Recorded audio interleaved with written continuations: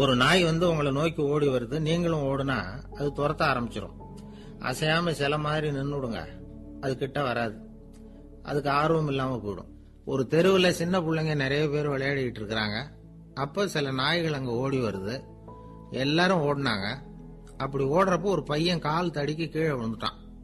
என்னாச்சு தெரியுமா? துரத்திட்டு வந்த நாய்கள்லாம் கீழே விழுந்தவன ஒன்னும் செய்யல, அவன் கிட்டே போல. ஓடிக்கிட்டு இருந்தாங்கல்ல பசங்க, அவங்கள துரத்திக்கிட்டு அவங்க பின்னாடி ஓடிச்சான். அதுதான் நாய்களுடைய சுபாவம். ஒரு நாய் நம்மளை நேருக்கு நேர் முறைச்சு பாக்குதுன்னு வச்சுங்க, நாமளும் அதை முறைச்சு பார்க்க கூடாது. நாம வேற பக்கம் எங்கேயாவது பார்க்க ஆரம்பிச்சிடணும். ஒரு நாய் கோபமா இருந்ததுன்னா அதோட வால் உறுதியா நேரா நிக்கும். ஒரு நாய் பணிந்து போனா அல்லது பயந்து போனா அது தன்னோட வாலை காலுக்கு நடுவுல வச்சுக்கும். ஒரு நாய் நம்மளை பார்த்து பயந்து நிக்குதுன்னு வச்சுங்க, அதனால நமக்கு ஆபத்து இல்லைன்னு நினைச்சிடக்கூடாது.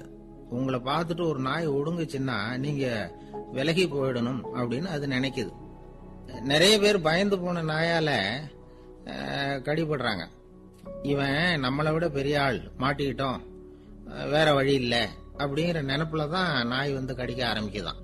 இதே மாதிரி சங்கிலியால கட்டி போடப்பட்டிருக்கிற நாயும் ஆபத்தானதுதான்.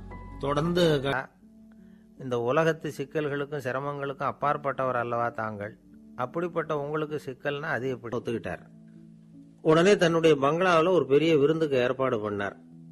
குருநானக் அழைச்சிட்டு வீட்டுக்கு போனார், உட்கார வச்சார். ஐயா, நான் இந்த ஊர்லயே ரொம்ப பெரிய வசதி உள்ளவன், என்னால எல்லாம் முடியும். உங்களுக்காக நான் என்ன செய்யணும்னு சொல்லுங்க, எதுவா இருந்தாலும் பரவாயில்ல, எவ்வளவு செலவானாலும் பரவாயில்ல, என்னால செய்ய முடியும்.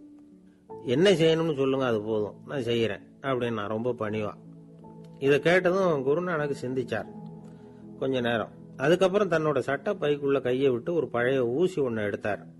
அந்த செல்வந்தர்கிட்ட கொடுத்தார். இத பாருங்க, இவ்வளவு தூரம் நீங்க கேட்கறதுனால சொல்றேன், எனக்கு நீங்க செய்ய வேண்டிய உதவி இதுதான். ஊசிய கையில வாங்கிக்கிட்டு இதை என்ன செய்யணும் சொல்லுங்க அப்படின்னாரு அவரு.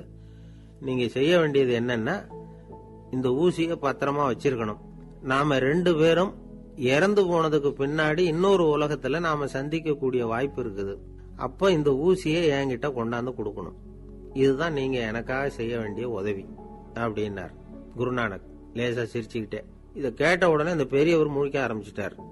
அது எப்படிங்க, நான் சாகிறப்ப எப்படி இந்த ஊசியை எடுத்துக்கிட்டு இன்னொரு உலகத்துக்கு வர முடியும்னார். ஊசி மாதிரி ஒரு சின்ன பொருளை கூட இந்த உலகத்தை விட்டு நாம போறப்ப எடுத்துட்டு போக முடியாதுங்கிறப்போ உங்களோட செல்வத்தை எல்லாம் எப்படி அங்க எடுத்துட்டு வர போறீங்க அப்படின்னு கேட்டார் குருநானக். அதுக்கப்புறம் தான் அந்த பெரியவர் யோசிக்க ஆரம்பிச்சாராம்.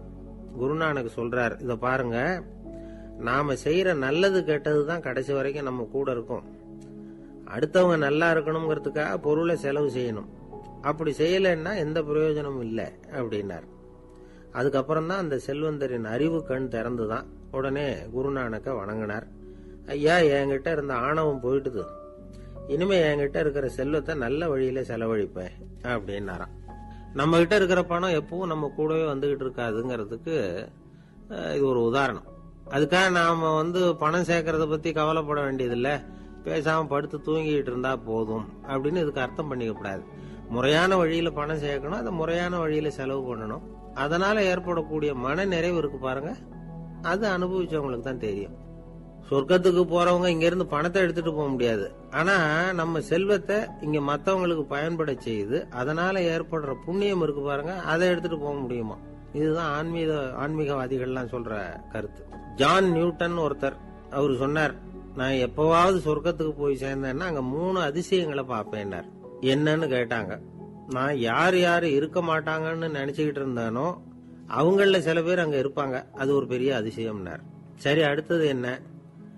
2வது அதிசயம் என்னன்னா, அங்க இருப்பாங்கன்னு நான் எதிர்பார்த்த சில பேர் அங்க இருக்க மாட்டாங்க அப்படின்னார். சரி, 3வது பெரிய ஆச்சரியம் என்ன அப்படின்னா, நான் அங்க இருக்க பாருங்க, அதுதான் அந்த 3வது அதிசயம் அப்படின்னாராம். ஊர்ல ஒரு ஆள் இருந்தான். அவன் ஒரு நாள் கோயிலுக்கு போனான். கடவுள்கிட்ட வேண்டிக்கிட்டான். அவ்வளவுதான், மட்டையை விட்டுட்டு கை நழுவி வந்துட்டுது. 3 பேரும் பொத்துன்னு ஆத்துல விழுந்தாங்க. படாத பாடுபட்டு தட்டு தடுமாறி கரைக்கு சேர்ந்தாங்க. 3 பேர் மடியில் இருந்த பணமும் ஆத்தோட போட்டுது. பேராசை பெருநஷ்டம் அப்படின்னு ஒரு பழமொழி இருக்குல்ல, அதை விளக்கறதுக்காக சொல்லப்பட்ட கதை இது. ஒரு நாள் தெரு வழியா அவன் நடந்து வந்துகிட்டு இருக்கிறான். தெருவில் ஒரு காசு கிடந்தது. அதை பார்த்துட்டான். அது குனிஞ்சு எடுத்தான். அது ஒரு பழங்கால காசு. அந்த காசு நடுவில் ஒரு துளை இருந்தது. அதாவது துளையிட்ட நாணயம். பழங்காலத்தில் புழக்கத்தில் இருந்த ஒரு நாணயம் அது. துளையிட்ட நாணயம் கிடைச்சதுன்னா ரொம்ப நல்லது, அது அதிர்ஷ்டம் அப்படின்னு ஒரு நம்பிக்கை உண்டு. இவன் கையில் அது கிடைச்சதும் ரொம்ப சந்தோஷப்பட்டான். இனிமே என்னுடைய கஷ்டம்லாம் தீரப்போகுது, அதிர்ஷ்டம் என்னை தேடி வரும், நான் பணக்காரன் ஆயிடுவேன் அப்படின்னு சொல்லிட்டு அந்த காசை தன்னுடைய கோட்டு பையில பத்திரமா போட்டு வச்சுக்கிட்டான். அடிக்கடி அதை தொட்டு பார்த்துக்கிறது உண்டு, வெளியில் எடுக்க மாட்டான். இப்படியே கொஞ்ச காலம் ஆச்சு. அதுக்கப்புறம் என்னாச்சு தெரியுமா? நிஜமாவே அதிர்ஷ்டம் அவனை தேடி வர ஆரம்பிச்சுட்டுது. செல்வம் வந்து குவிஞ்சது. பணம், பதவி, புகழ் எல்லாம் வந்து சேர்ந்தது. சமூகத்தில் அவன் ஒரு பெரிய மனுஷன் ஆயிட்டான். எல்லாரும் அவனை பாராட்டினாங்க. அவன் எதை தொட்டாலும் வெற்றி, எல்லாம் அந்த காசோட மகிமை அப்படின்னு அவன் மனசுக்குள்ள நினைச்சுக்கிட்டான். தினமும் காலையில அந்த கோட்டை போட்டுக்கிட்டு தான் வெளியில கிளம்புவான். புறப்படுறதுக்கு முன்னாடி கோட்டு பாக்கெட்டை தொட்டு பார்த்துக்குவான், உள்ள காசு இருக்கா அப்படிங்கிறத உறுதிப்படுத்திக்குவான். அதுக்கப்புறம் தான் வெளியில கிளம்புவான். இப்படியே பல வருஷம் ஓடி போச்சு. ஒரு நாள் அவனுக்கு அந்த ஆசை வந்துட்டுது. அதாவது அந்த துளையிட்ட நாணயத்தை எடுத்து கண்ணால பார்க்கணும் அப்படின்னு. காலையில சாப்பிட்டுக்கிட்டு இருந்தான்.